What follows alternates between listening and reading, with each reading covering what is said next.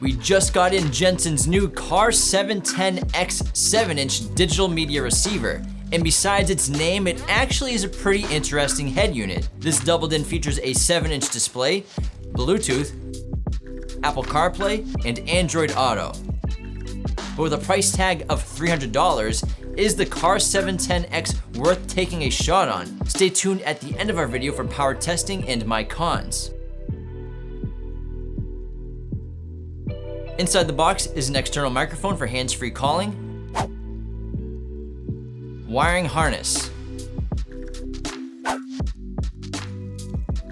RCA harness, which features preamp outputs for front and rear, plus 2 for subwoofers, RCA AV inputs, and camera input, hardware, radio trim panel, owner's manual,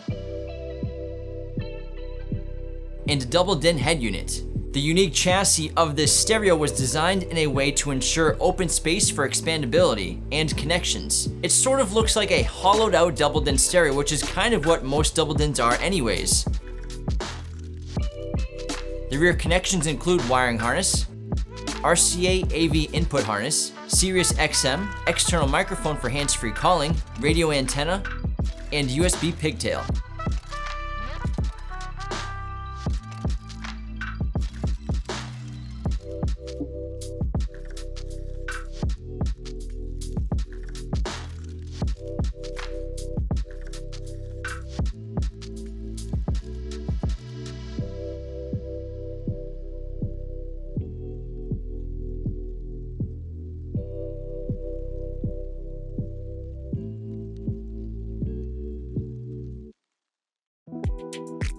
After booting this up, we get a solid look at the 7-inch display, which is not HD and is not a capacitive touchscreen.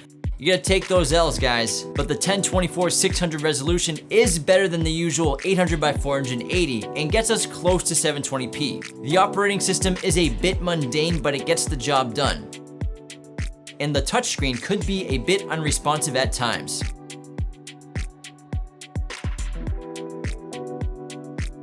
This unit does not have a disc slot. The radio tuner features 30 presets, 18 FM and 12 AM. Apple CarPlay and Android Auto are essential for a new stereo.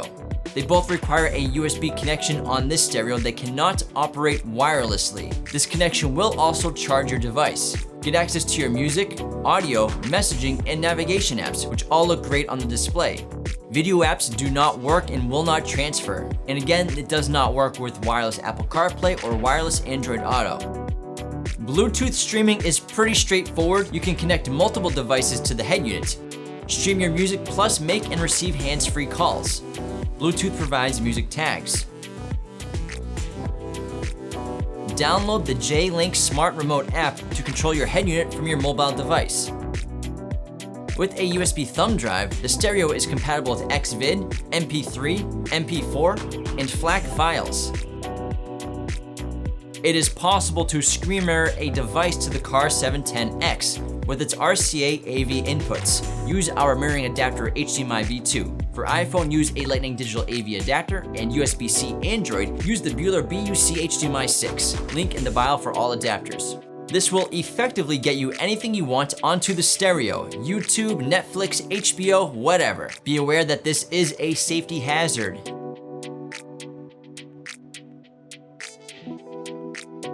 The CAR710X is Sirius XM ready with the SXV300V1 universal tuner and steering wheel control ready with the ASWC1 interface. Links for both in the bio below. Jensen gives you a decent amount of audio settings.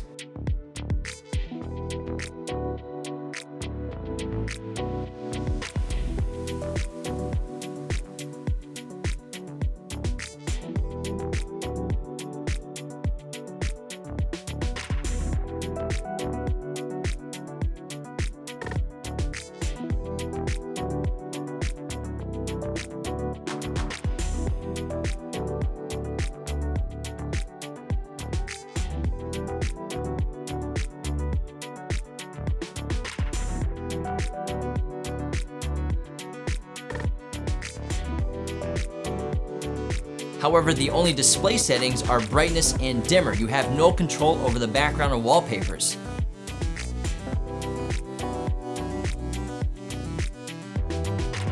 The CAR710X also has some solid power. It meets CEA 2006 power standard specifications, and they claim it has an RMS power output of 16 watts by 4 channels at 4 ohms, with less than 1% distortion. But let's test that out for ourselves and see what it can really do. The first test we ran was 2 channels driven at 4 ohms, 14.4 volts, 1 kilohertz EQ flat. Our audio precision will generate our signal and measure distortion. At volume 37, our HP8903B audio analyzer picked up 19.4 watts RMS, 1.01% distortion, and 8.72 volts of output. Our AMM1 read 15 watts.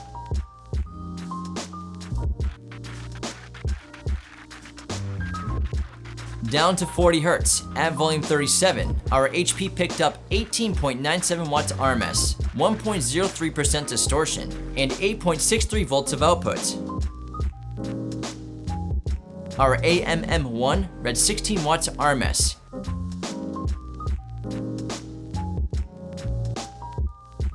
Next, we tested the RCA preamp outputs. At 1 kHz, full volume 40, we got 4.14 volts. With 0.99% distortion. At 40 Hz, full volume 40, we got 4.06 volts with 0.99% distortion. Our final test was frequency response. We used our audio precision to run up each frequency. We experienced a bit of a bump of frequency response above 10K, which is a bit odd. Let's go over the cons. There are no background or wallpaper options besides what is already set. There's also no 3.5mm auxiliary input, which is a turnoff for some audio heads. And again, no HD screen and a bit boring for an OS. $300 isn't a ton of money, so it's a fine option for that price range with its features. If it didn't have Apple CarPlay and Android Auto, it'd be a no-go for me. Be sure to go to qualitymobilevideo.com to get all of your car audio and video gear with us today. Links for everything in the bio below. If you enjoyed this video, go ahead and click that like button, but if you hated it, click the dislike button. Join the conversation below and subscribe to our channel if you're new. Thanks for watching.